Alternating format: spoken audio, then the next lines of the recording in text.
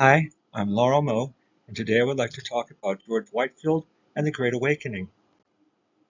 When George Whitefield arrived in Pennsylvania in 1739 with a shipload of Christian literature, religion was very much a part of colonial life. According to Amy Lyersoff, in the years before the establishment of the separation of church and state, religion and politics were so intertwined that one could identify the political affiliation of people by the way they took communion. Lyrazaf stated that the intermixing of religion and politics empowered religious leadership and governance as well as legal and tax support for their churches. However, Lyrazaf observed that the mid-18th century found a decline in church attendance and religious sentiment as colonial American churches generally only ministered to the elite white upper and middle classes. Expansion of the population into rural areas also inhibited the ability of the faithful to attend church and interact due to time and distance from established institutions.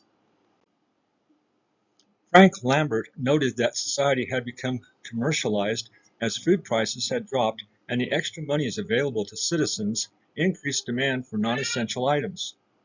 Lambert stated that Whitefield sought to capitalize on the commercialization and turned to merchandising techniques, such as mass-circulated print media, to distribute his sermons and spread his message of spiritual new birth to all sectors of society, using a network of printers, booksellers, and agents to maximize circulation.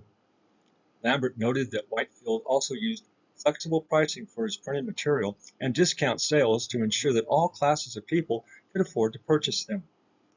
Revival meetings were held outdoors, and all denominations were allowed to participate in communion to facilitate widespread revival and spiritual rebirth. Lambert concluded that the printed sermons held a special symbolic significance for thousands of people as they embodied the principles of the revival, including the primacy of individual salvation, the renunciation of unconverted ministers, and emotional experience as the basis of religion.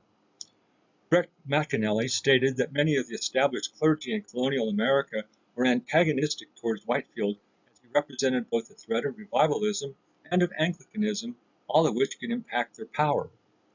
McAnally stated that Whitefield countered the established clergy with widespread newspaper articles that served to further spread his message of revival through prolonged published debates with his antagonists that increased his popularity amongst the laity. McAnally stated that the religious excitement of the early 1740s that initiated the Great Awakening waned in the latter decades of the 18th century, perhaps as only so much revival is necessary to achieve equilibrium.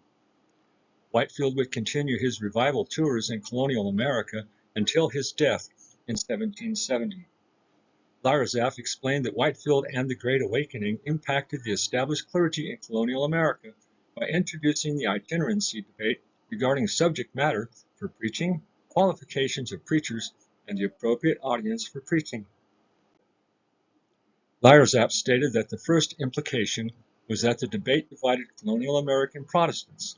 Lyrazaf argued that the division of the Protestant community led to the second implication, in which new denominations and worship practices arose as individual Christians sought out messages and messengers that were in alignment with their personal belief systems. The recognition of individual agency led to the third implication, where the established clergy no longer had power over their congregations and communities, according to Lyrazaf. Finally, Lyrazaf concluded that the relaxation of old religious traditions, the introduction of new Protestant denominations, and the introduction of free agency led to the opening of churches to the lower classes and uneducated members of society.